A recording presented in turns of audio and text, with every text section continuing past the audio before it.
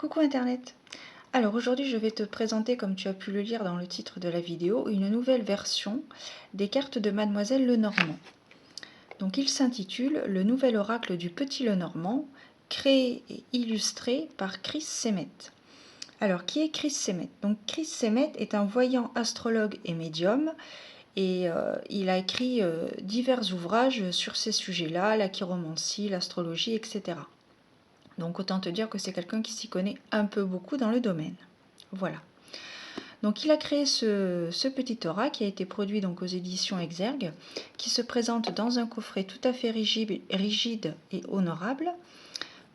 Concernant l'ouverture, aimanté sur le côté, donc je trouve que c'est un petit plus qui n'est pas négligeable. C'est vrai que bon, à choisir entre les boîtes cloches et les fermetures comme ça aimantées, c'est vrai que j'ai une petite préférence pour les fermetures aimantées, comme ça c'est bien fermé, c'est bien hermétique. Donc nous avons un petit livret que nous allons découvrir tout à l'heure qui renferme de très belles options et qui n'est pas négligeable. C'est pour ça d'ailleurs que il est très très bien, je pense, pour les débutants. Si vous commencez à vous intéresser à apprendre le petit Lenormand, et même aux personnes qui sont expertes, si je puis dire, qui ont un peu plus d'expérience, on pourra trouver de nombreuses précisions quant aux associations, notamment des cartes. On verra ça tout à l'heure. Donc les cartes se présentent comme ceci. Oui, il m'a manqué une, c'est bien ce qui me semblait. Donc les cartes se présentent comme ceci. Donc au niveau du format, on est un petit peu plus grand qu'un oracle classique. Là j'ai pris les rêves enchantés de Lenormand. Mais là tu vois que, hop, voilà, la carte, voilà, c'est un peu, disons que ça tend à être un petit peu au format tarot. Donc c'est un petit peu plus grand, mais bon, c'est pas plus mal, hein. Hop, c'est un oracle qui est au prix de 19,90 € avec un livret d'accompagnement de 152 cartes, 152 pages. Donc les cartes se présentent comme ceci. Nous avons donc en haut à gauche, nous avons le numéro de la carte, la correspondance avec la cartomancie traditionnelle, le jeu de cartes traditionnel. En haut à droite, nous avons un symbole qui est relatif à la correspondance soit planétaire, soit astrologique, donc soit au signe du zodiaque, soit à la planète correspondante. En bas, nous avons l'intitulé de la carte, donc là en l'occurrence, nous avons le cavalier, et donc l'illustration au centre.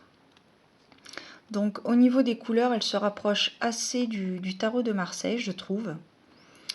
Donc ce sont des couleurs plus ou moins primaires. Voilà. Donc là, le cavalier pour apporter des nouvelles assez rapidement. Ensuite, la carte numéro 2, la chance, le trèfle, qui est très positif. Nous avons le bateau pour les déplacements. Donc tu vois, au niveau des couleurs, on est assez ça va à l'essentiel, quoi. Il n'y a pas trop de nuances, quoi que ce soit.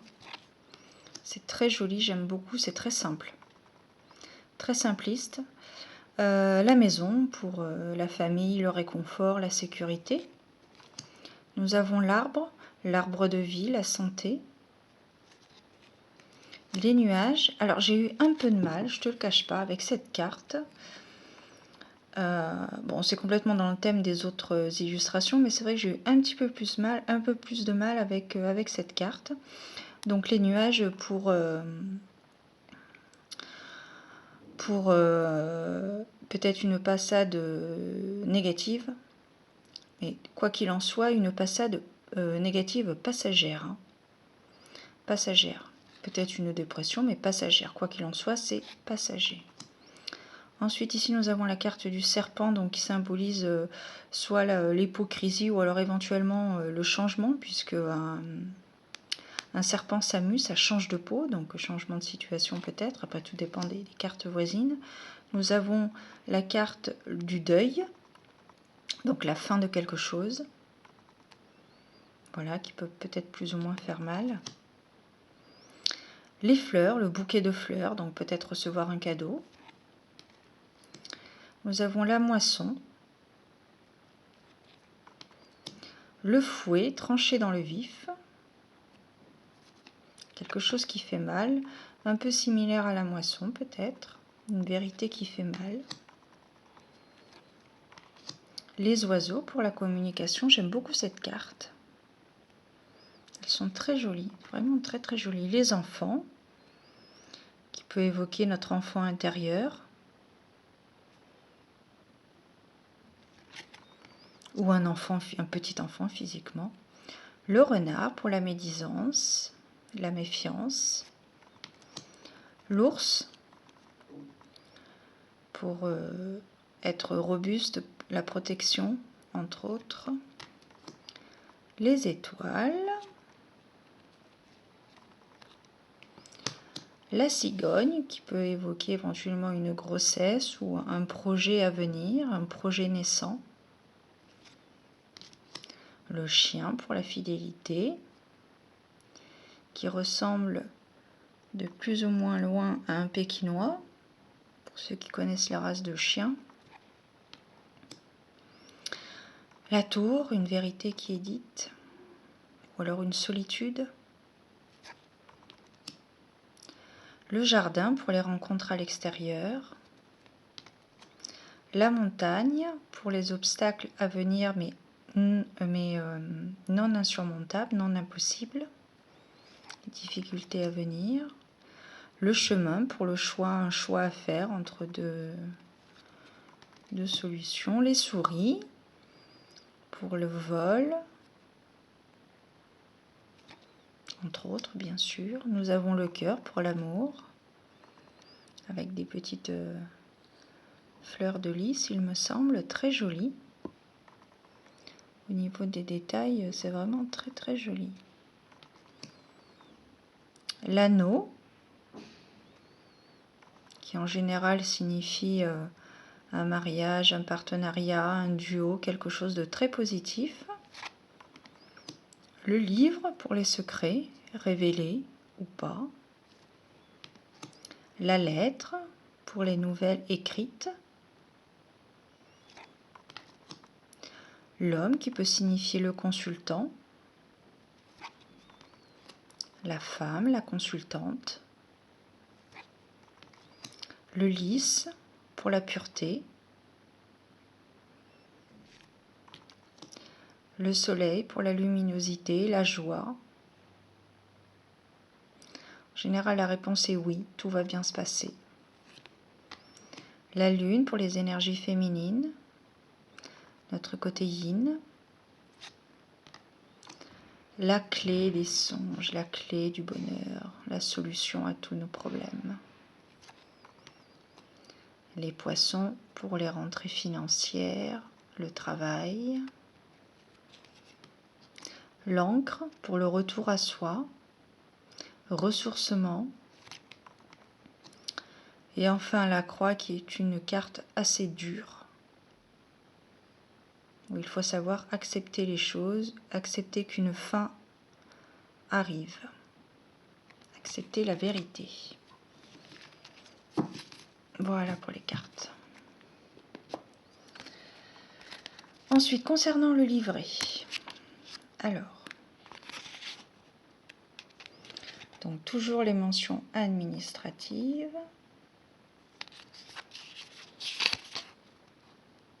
Ensuite, le sommaire classique. Donc là, nous avons une histoire de Mademoiselle Lenormand qui est née en 1772, qui a été la Sibylle des salons du Pré Saint-Germain, du Faubourg Saint-Germain, pardon. J'ai fait un article d'ailleurs sur mon compte Instagram. Si ça t'intéresse, je t'invite à y faire un petit tour. J'ai fait un article justement sur Marie-Anne Adélaïde Lenormand. La représentation graphique, donc là vous trouverez ici un support modernisé et coloré du jeu divinatoire de Mademoiselle Lenormand. Voilà, un jeu riche et parlant bien évidemment. Nous avons des conseils pour utiliser votre support de voyance, les cartes inversées, voilà, où il nous donne son avis personnel sur la carte renversée. Donc moi je rejoins un peu son raisonnement, parce que si on a des cartes renforcées, il y a plusieurs hypothèses, plusieurs choses, différentes personnes qui expriment les cartes, le langage des cartes inversées. Pour moi, voilà, quand il y a une carte inversée, je comprends dans le sens où c'est vraiment appuyé, il faut vraiment travailler sur la signification de cette carte inversée. C'est voilà, c'est quelque chose à voir de plus près. Donc ensuite, concernant les cartes, donc on va prendre la montagne par exemple. Les difficultés à affronter, mais pas impossibles. Donc nous avons la reproduction de la carte ici, nous avons la correspondance donc au jeu de cartes à jouer. Donc là en l'occurrence la montagne correspond au 8 de trèfle avec la signification. Nous avons la correspondance en astrologie. Alors attendez, on va reprendre la carte, voilà. Donc la correspondance en astrologie, c'est Saturne. Voilà. La symbolique de la carte.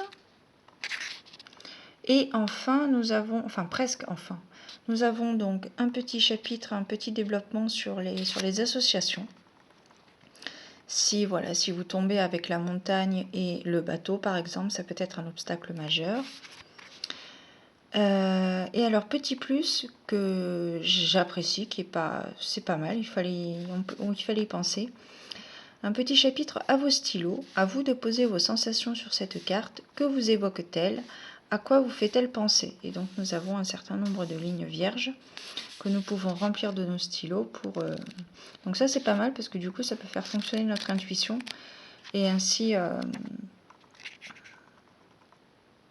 faire travailler notre intuition et trouver les messages, enfin recevoir les messages que l'on reçoit, et ainsi avoir une bonne connexion avec les guides. Donc ensuite nous avons différentes propositions de tirage. Donc le tirage à 3 cartes, le tirage à 4 cartes, le tirage en croix et le grand tirage donc à 12 cartes. Alors le tirage de l'évolution ou de la pyramide qui se compose donc de 6 cartes. Et voilà. Alors moi je sais que personnellement j'ai pas encore testé les différentes méthodes de tirage, puisque j'ai pris l'habitude de faire des tirages à 3, 6, 9, 3, 6, 9 et 36. Donc bon, après je suis pas du tout une experte, hein, je fais pas tous les jours des tirages de Lenormand. Donc alors, est-ce que je fais un tirage à 3 cartes? Ok.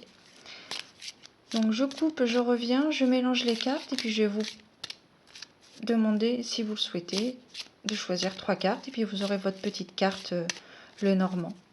Et je vous lirai un petit extrait du livret de façon à ce que vous ayez l'interprétation que se fait l'auteur et illustrateur Chris Semmet. A tout de suite. Alors donc aujourd'hui j'ai décidé de te faire choisir 3 bougies différentes. Donc la première pour le tas donc numéro 1, c'est la bougie Book of Spell avec des senteurs mandarine, cuir, fève tonka et cèdre. Voilà. Ensuite, pour les personnes qui choisiront le deuxième tas, ce sera la bougie Ouija avec patchouli, santal, pain, vanille, mousse et cèdre. Et enfin, la dernière que je n'ai pas encore utilisée.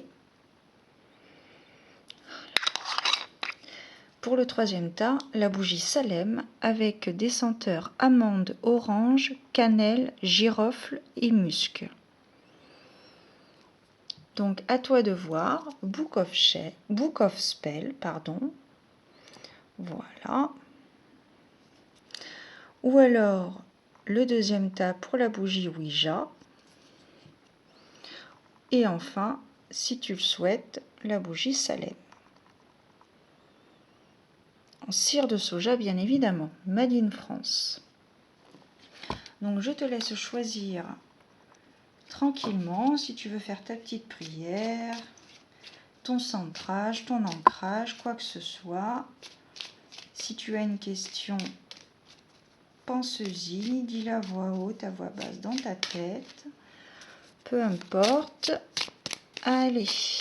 Et donc, choisis le tas numéro 1, 2 ou 3. Oh, là, il y en a beaucoup trop qui sont sortis.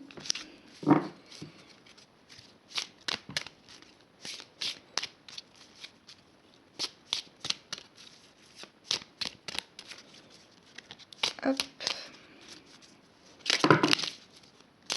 Alors, je vais prendre celle-ci.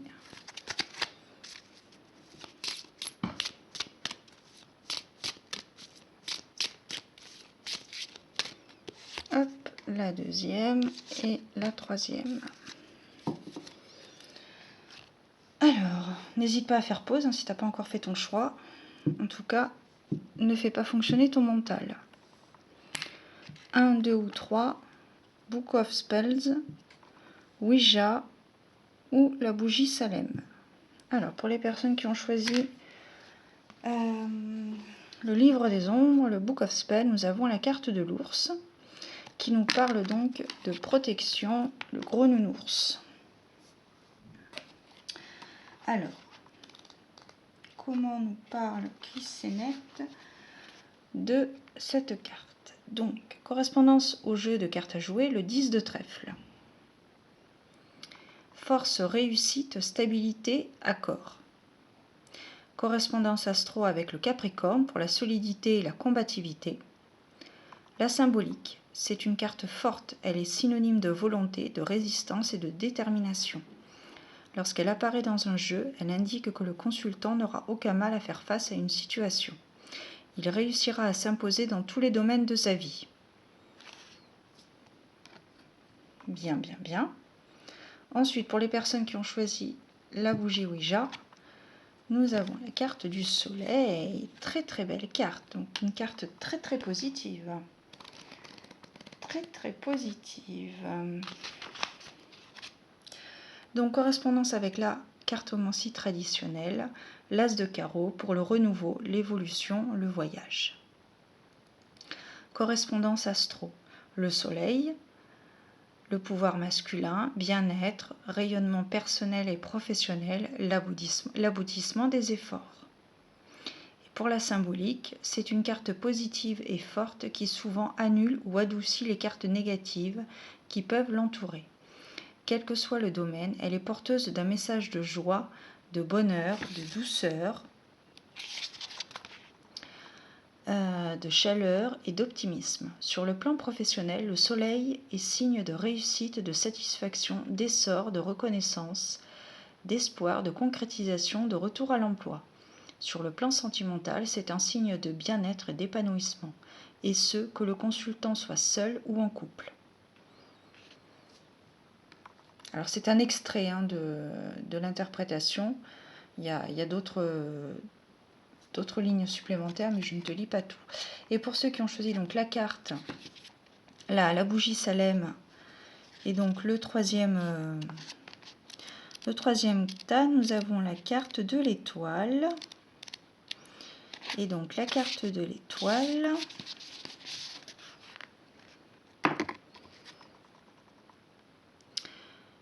donc la correspondance avec la cartomancie traditionnelle est le 6 de cœur, donc pour le bien-être, équilibre après une période dure. La correspondance astrologique, c'est le Verseau, l'ingéniosité, la nouveauté et l'avant-gardisme. La symbolique, comme dans bien des oracles ou encore comme dans le tarot de Marseille, cette carte est celle de l'espoir, de la satisfaction, de la foi, de l'intuition et de la clairvoyance. Lorsqu'elle apparaît dans un tirage, elle indique que le consultant est sur la bonne voie. Elle indique que la période est propice aux nouveaux projets, aux opportunités et aux ouvertures. C'est aussi la lame des nouvelles connaissances, qu'elles soient intellectuelles ou relationnelles. Et voilà. Eh bien écoute, j'espère que ça t'aura plu. Cette présentation t'aura plu. n'hésite pas à me laisser un petit commentaire. Je ne sais plus si je t'avais montré le dos, qui est juste superbe. Ça me fait penser aux 5 de Pentacle ou alors aux vitraux dans les églises. C'est magnifique. Tranche neutre. Vraiment bonne surprise. Hop. Et voilà. Donc c'était pour la présentation du nouvel oracle du Petit Lenormand par Chris Semet et produit donc aux éditions Exergue au prix donc de 19,90 €. J'espère que ça t'aura plu. Si ça t'a plu, bah écoute, n'hésite pas à mettre un petit like, ça fait toujours plaisir. Et tu peux même me laisser un commentaire comme à l'accoutumée. Et je te dis à très bientôt. Prends soin de toi et foi. Bisous.